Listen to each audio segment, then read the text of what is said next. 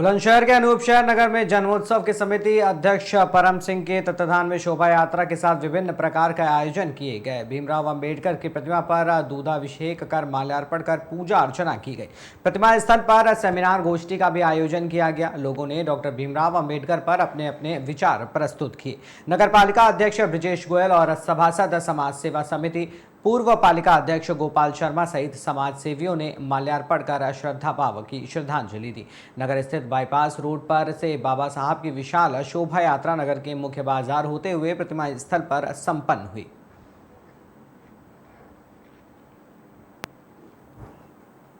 नमस्कार।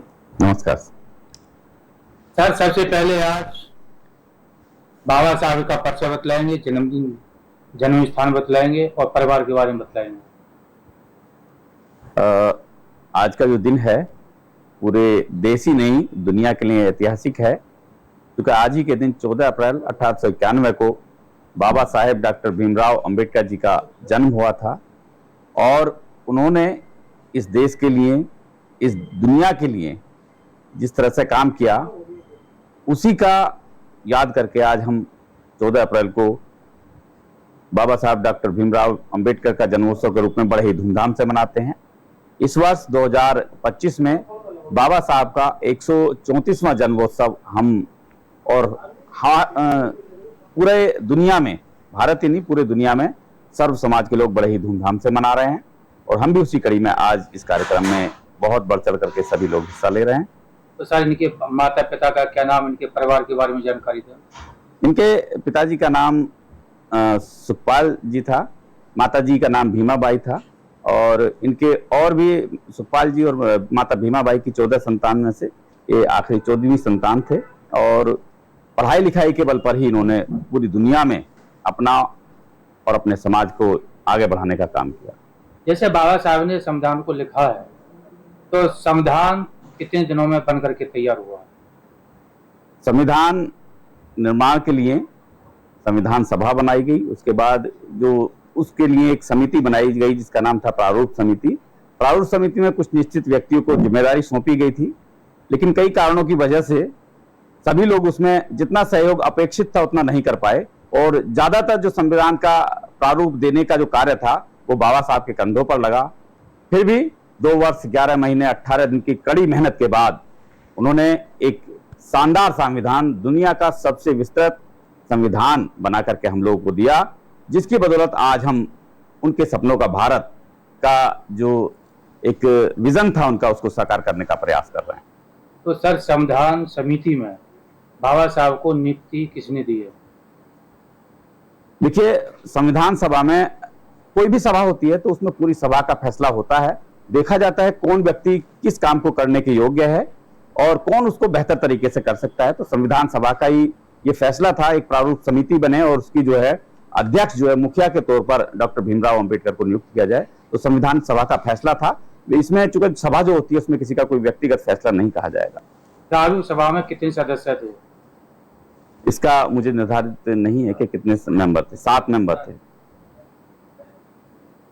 बताइए, संविधान में सबसे पहला प्रश्न किसका छपा हुआ है? देखिए, प्रश्न पे संविधान का जो पहला प्रश्न है वो मैंने बहुत उसको ध्यान से नहीं देखा है, लेकिन उसमें तमाम सदस्यों के हस्ताक्षर हैं, सिग्नेचर्स हैं, जिस पर सभी लोगों ने जिन्होंने उनमें उसमें कंट्रीब्यूशन किया, संविधान सभा के जो लोग थे उनका जो उस पर सिग्नेचर हैं। बाकी संविधान क्या है, कैसे है, वो सारी चीजें या कैसा भारत का सपना बाबा साहब डॉक्टर भीमराव अंबेडकर ने देखा था, वो सपना संविधान की उद्देशिका में है। जिसने उद्देश्य को समझ लिया उसने पूरे संविधान को समझ लिया। बता सकते हैं संविधान में कितनी पन्ने हैं? पन्ने की गिनती मैंने नहीं की है सर। अच्छा, आज की जो शोभा यात्रा आप निकाल रहे हैं धूमधाम से, क्या क्या कार्यक्रम होंगे? सर, आज का जो कार्यक्रम है बड़ा ही विस्तृत है। आज का सुबह का जो कार्यक्रम था हमारा वो 8 बजे शुरू हुआ, जिसमें बाबा साहब डॉक्टर भीमराव अंबेडकर की प्रतिमा पर डॉक्टर अंबेडकर पार्क पर माल्यार्पण था। 8:30 बजे से हमने एक विचार गोष्ठी का आयोजन किया था। उससे पहले बुद्ध वंदना का आयोजन किया गया और उसके बाद एक विचार गोष्ठी जिसका विषय था डॉक्टर भीमराव अंबेडकर जी के जन्मों का सपनों का भारत। उस पर जो वक्ता थे हमारे बीच, कई बाहर से भी वक्ता थे और सब समाज के लोग वहां उपस्थित थे। उन्होंने डॉक्टर भीमराव अंबेडकर के सपनों का भारत क्या था उस पर अपने अपने विचार व्यक्त किए। तो सर, आज की शोभा यात्रा पर बाबा साहब के जन्मोत्सव पर समाज के लिए क्या संदेश देना चाह रहे हैं? आज का जो युवा है। नमस्कार। नमस्कार सर, सबसे पहले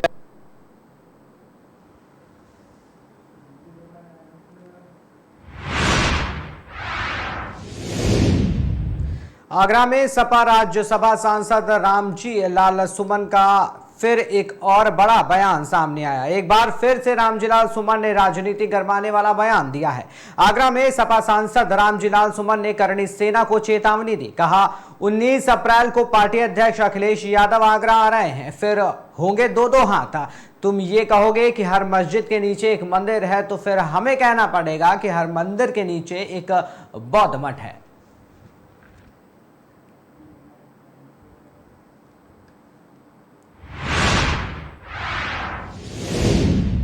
वहीं गाजियाबाद के लोनी बॉर्डर थाना क्षेत्र में स्थित रति हॉस्पिटल में इलाज के दौरान एक व्यक्ति की संदिग्ध मौत ने पूरे इलाके में हड़कंप मचा दिया।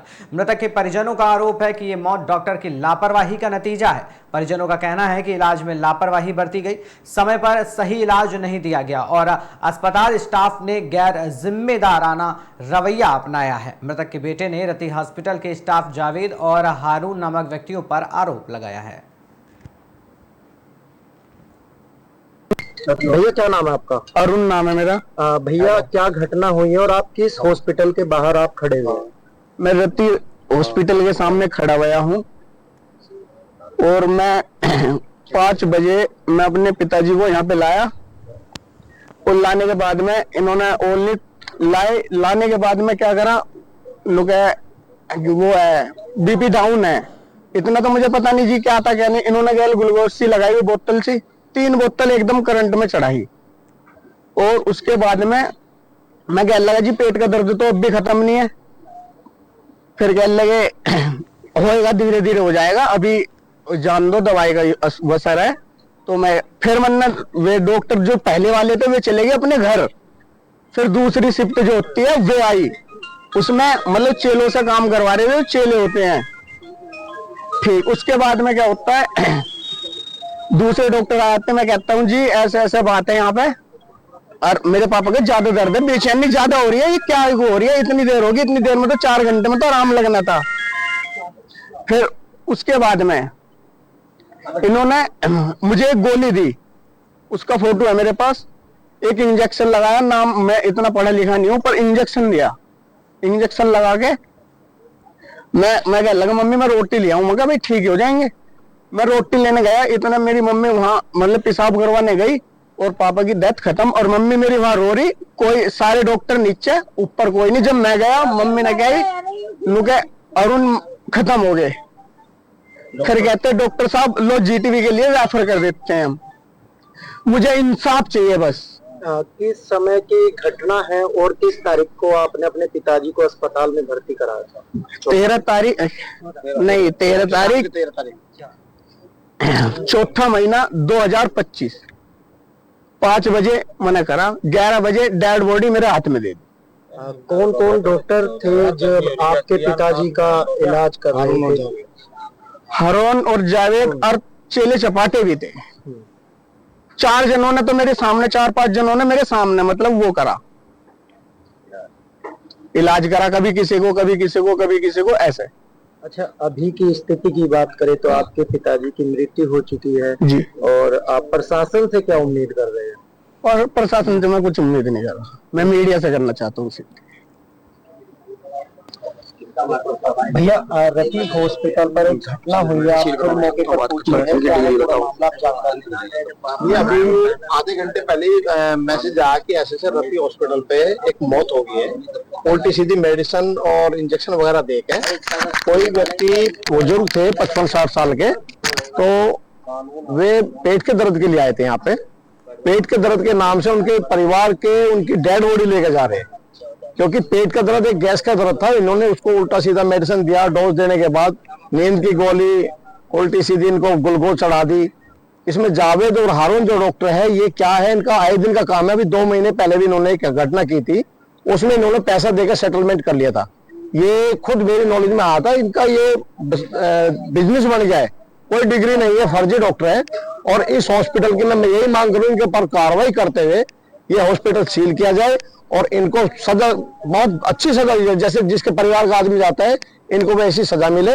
और आगे मैं चाहता हूँ ऐसी कोई घटना ना हो, क्योंकि इनका तो अपना ये ऐसा बिजनेस हो चुका है कि कोई भी आदमी यहाँ आएगा, पेट के दर्द से आएगा तो मौत के मुंह में ही जाएगा, इनके ऊपर कोई फर्क पड़ने वाला नहीं है।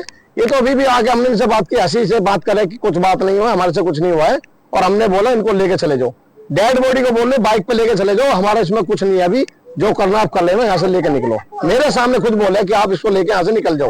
ये शब्द किनके द्वारा कहा गया? जावेद और हारून जो डॉक्टर थे, दोनों ने यहाँ खड़े होकर बोला कि इनको लेके चले जाओ, इसमें हमारा कुछ नहीं है, और जो तुम्हें करना कर लेना, यहाँ से निकालो। ये बेचारे गरीब आदमी कहाँ लेके जाएंगे? बाइक पे कभी देखा डेड बॉडी लेते? क्या योगी जी की सरकार में डेड बॉडी ले जाने के लिए एम्बुलेंस नहीं बची है क्या? जो प्राइवेट डॉक्टर है, प्राइवेट हॉस्पिटल है, इनके पास एम्बुलेंस नहीं होती, पैसा उतारते लेकिन एम्बुलेंस इनके पास नहीं है। ये गरीब तबके के आदमी को धमका के ऐसा भगाते थे कि जाओ अपना, जहां तुम्हें इलाज कराना कर लो, यहाँ से मर गया, हमारा कोई इसमें कुछ नहीं कर सकता। क्योंकि इनकी सेटिंग ये होती है, जिसका मरेगा इनके पास दलाल होते हैं, वो आके इनकी सेटिंग करा देंगे, इनका पीछा छूट जाएगा। प्रशासन तुरंत मैसेज देते यहाँ पहुंच गया है और प्रशासन पीएम करा रहे, कार्रवाई कर रहे हैं, और कार्रवाई सख्त कार्रवाई होगी। हमें विश्वास है कि प्रशासन पूरी कार्रवाई इनके ऊपर करेंगे। भैया ये लोनी में कोई पहला मामला नहीं है, लगातार लोनी के अंदर इस तरीके के मामले होते रहते हैं। हालांकि अगर स्वास्थ्य विभाग की अगर हम बात करें तो स्वास्थ्य विभाग के अधिकारी मात्र एक खाना पूर्ति के लिए एक नोटिस देते हैं झोला छाप डॉक्टर को, उसके बाद अपने ऑफिस पर बुलाकर सेटलमेंट कर लेते हैं। तो इस पर आप क्या कहना चाहेंगे? स्वास्थ्य विभाग के सीएमओ साहब के यहाँ से जो मैसेज यहाँ से पहुंचता है, तो यहाँ के इनके दलाल होते हैं, वे दलाल यहाँ पे फिक्सिंग करते हैं कि हम उस हॉस्पिटल से 20,000 रुपए ले लेंगे, 5,000 हमारे, 15,000 आपके। इनकी फिक्सिंग अब से नहीं, बहुत पहले से चल रही है। और ये झोला छाप जो डॉक्टर है, जो कोई डिग्री नहीं है, इनका आए दिन का काम ही है, ये छापे के नाम से जो जांच वगैरह करते हैं, आगे इनकी फॉर्मेलिटी होती है, पैसा लेके सारी फॉर्मेलिटी पूरी होती है, डिग्री भी हो जाती है इनकी बराबर। लेकिन किसी हॉस्पिटल के पास, जो यहाँ लोकल हॉस्पिटल है, किसी पे डिग्री नहीं है, ये पैसा देकर डिग्री ऑटोमेटिक बना लेते हैं। भैया क्या नाम है आपका? अरुण नाम है मेरा। भैया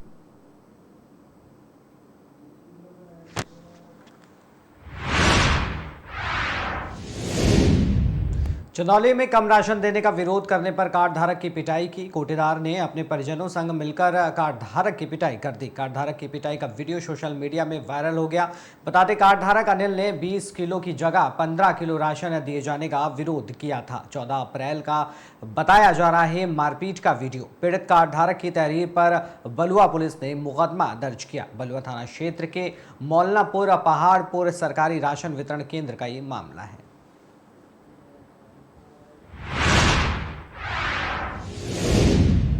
चंदौली से खबर है, जहां सपा के महिला जिला अध्यक्ष ने अपने ज्येष्ठ को थप्पड़ जड़ दिए। वीडियो सोशल मीडिया पर वायरल हो गया। बता दें, गार्गी सिंह पटेल पर गाली गलौज और मारपीट का आरोप है। पीड़ित गोपाल सिंह पटेल अपने घर में पाइप कनेक्शन का काम करवा रहे थे। पीड़ित ने कोतवाली पहुंचकर तहरीर दी। पुलिस मुकदमा दर्ज कर जांच पड़ताल में जुट गई है। मुगल सराय थाना क्षेत्र के पड़ाव का ये पूरा मामला है।